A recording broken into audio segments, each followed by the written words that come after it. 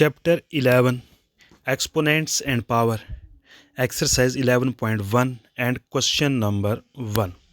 Question number 1 हमारे पास क्या है? इवेलुएट का मतलब इसको एक्सपेंड करके लिखो। जैसे फर्स्ट है 3 रेज टू पावर -2, सेकंड है -4 raise to power -2 and third है 1/2 रेज टू पावर -5। तो ये 3 पार्ट हैं क्वेश्चन नंबर 1 के एक्सरसाइज 11.1 के। अब हम 1 बाय 1 इनको इवेलुएट करेंगे और इनका आंसर लिखेंगे। तो हमारा फर्स्ट पार्ट जो था उसका हम सोल्यूशन अब देखेंगे। सोल्यूशन क्या है? Evaluate 3 raise to power -2 that is equal to 3 raise to power -2 is equal to 1/3 raise to power 2। यहाँ एक बात याद रखने के काबिल है कि जब भी किसी भी नंबर की पावर माइनस हो तो उसको अपॉन में लेके आते हैं, बाई में लेके आते हैं, तो वो पावर क्या बन जाती है?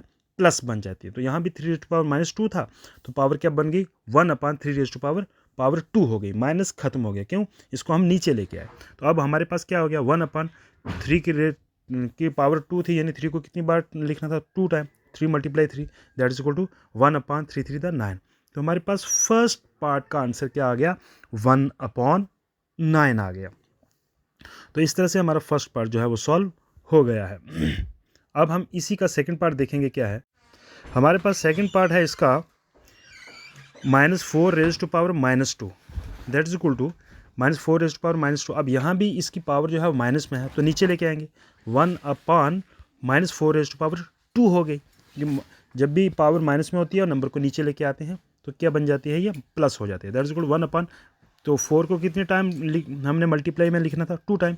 4 × 4 दैट इज इक्वल टू 1/16। और यहाँ एक चीज़ का ख्याल रहना चाहिए, ये माइनस इंटू माइनस क्या बन गया? प्लस बन गया। तो यहाँ हो गया 1/16। तो ये सेकंड पार्ट का आंसर भी हमारा हो गया। अब हम चलते हैं थर्ड पार्ट की तरफ। तो थर्ड पार्ट है हमारा, ये भी ईजी है। 1/2 रेज टू पावर -5। तो देखिए 1/2 raise to power -5 that is equal to, मैंने पावर अलग अलग दे दी है ताकि समझ पाए। 1 की पावर -5/2 की power -5 that is equal to. अब जिस नंबर की पावर माइनस में है उसको नीचे लेके आओ तो पावर क्या हो जाती है? प्लस में हो जाती है। जैसे 1 की पावर ऊपर क्या थी? -5 थी, इसको मैंने लिखा 1/1 रेज टू पावर क्या लिखा? 5 लिखा, तो पावर प्लस बन गई। अब ये जो 2 था, ये जो 1 के नीचे 2 था, 2 रेज टू पावर -5, तो यहाँ ये चीज़ भी समझने के काबिल है कि अगर नीचे पावर माइनस में है उसको ऊपर लेके जाओ तो पावर क्या हो जाती है? उस नंबर को ऊपर लेके जाओगे तो पावर क्या हो जाएगी? प्लस। जिस तरह ऊपर से नंबर नीचे लाते हैं तो पावर क्या हो जाती है? प्लस में। तो इसी तरह अगर नीचे कोई नंबर है उसकी पावर माइनस में हो तो ऊपर लेके जाएंगे तो क्या हो जाएगी? उसकी पावर भी प्लस हो जाएगी। तो दोनों चलता है। ऊपर पावर माइनस में हो किसी नंबर की, जिस तरह यहाँ है 1 की पावर माइनस क्या है? -5 है, तो नीचे लेके आए हम तो क्या हो जाएगी? 1/5। अब इसी तरह 2 की पावर -5 नीचे है तो इसको ऊपर लेके गए तो ये पीक पावर 2 की पावर क्या होगी? 5। तो ये दोनों तरफ काम करता है। तो हमारे पास अब क्या बन गया? 2 की पावर 5/1 की पावर 5। तो दैट इज इक्वल टू 2 की पावर 5/1 की पावर जितनी मर्जी हो वो तो 1 ही रहता है। दैट इज इक्वल टू 2 की पावर कितनी होगी? 5 होगी। यानी 2 को कितने टाइम लिखना है?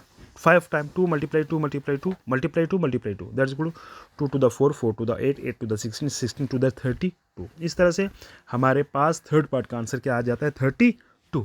तो अब हमने क्वेश्चन नंबर 1 के सारे पार्ट, तीनों के तीनों पार्ट हमने जो है वो कर लिए हैं। आई होप आपको अच्छी तरह से अंडरस्टैंड हो चुके होंगे।